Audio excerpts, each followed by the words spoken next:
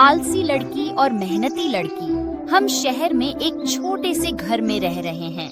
उस दिन जबकि आलसी लड़की सामान्य रूप से निष्क्रिय लेटी थी, मेहनती लड़की अपने नए दोस्त के साथ घर लौट आई। मैं आपको अपने नए दोस्त से मिलवाता हूँ, उसका नाम जेनी है।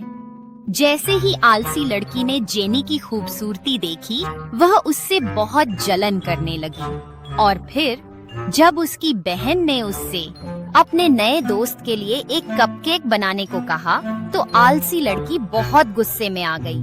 ठीक है, उसने कहा और रसोई में चली गई। लेकिन क्रीम के बजाय उसने तैयार किए गए एक कपकेक में टूथपेस्ट डाला। उसने सब 3 केक प्लेट पर रख दिए और लिविंग रूम में वापस चली गई। उसने जेनी को टूथपेस्ट वाला केक खुशी से सौंपा। जेनी ने स्वादिष्ट खाना खाने का एक बाइट लिया और खुशी से मुस्कुराई। स्वादिष्ट, मजा आया।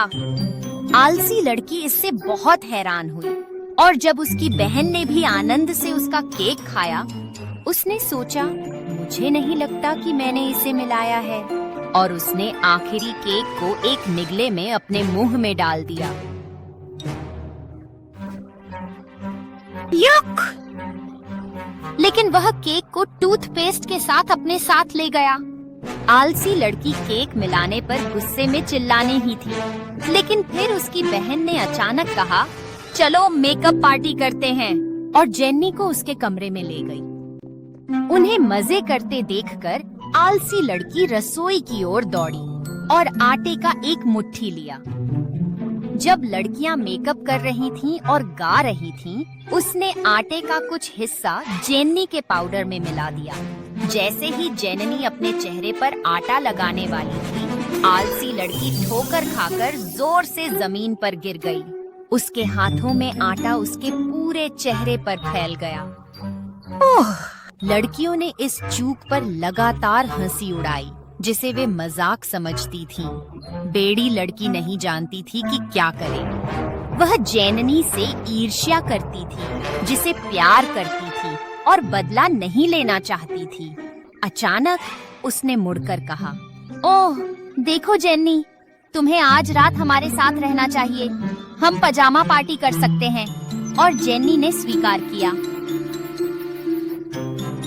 शाम को बेड़ी लड़की ने जेन्नी के बिस्तर पर पिस्सुओं का एक जार चुपके से रख दिया।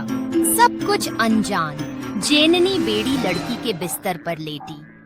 कुछ ही समय में वह पिस्सुओं से पूरी तरह ढक गई। ओह, ये क्या है? ओह, कृपया। बेड़ी लड़की और उसकी बहन तुरंत जेन्नी की ओर दौड़ पड़ी। जेन्नी ने कहा, मुझे लगता है कि मुझे पिस्सू हो गए हैं। मुझे यहाँ से निकल जाना चाहिए, और उसने घर छोड़ दिया।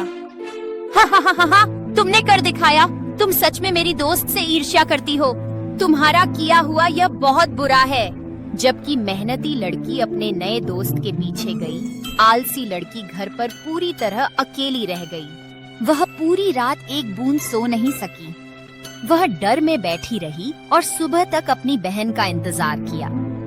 अपनी बहन की अनुपस्थिति से वह उदास थी, पर उसने महसूस किया कि जलन ने अकेलापन जन्म दिया।